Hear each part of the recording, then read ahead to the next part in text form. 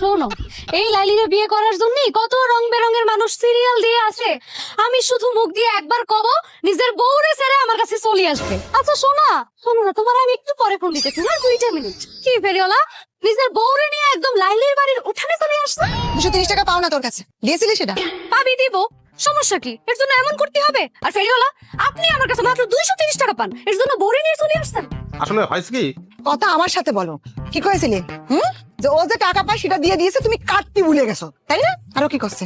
ও কষে ও ভিড়ের মদিন ওই যে তুমি তোমার সব ওই টাকা আমারে শোধ করে দিলে না, আর আমি করলাম যে সব শোধ, হ্যাঁ, তারপর শোধ হয়ে গেল। তারপরে ইরাম ঘটনা মনে হয় কেউ জীবনেও দেখতে পারবি না। কি সুন্দর ঘটনা ঘটতে যাচ্ছে। দেনাদার বলতেছে সে টাকা দেয়নি, আর পাওনাদার বলতেছে সে টাকা পায়ে গেছে। তোর বিচার তুমি বাড়ি যায় করবো। দে 230 টাকা দে। কওয়া নাই বলা নাই, আমার বাড়িতে চলে আসছে, 230 টাকা দে। আমার কাছে এখন ক্যাশ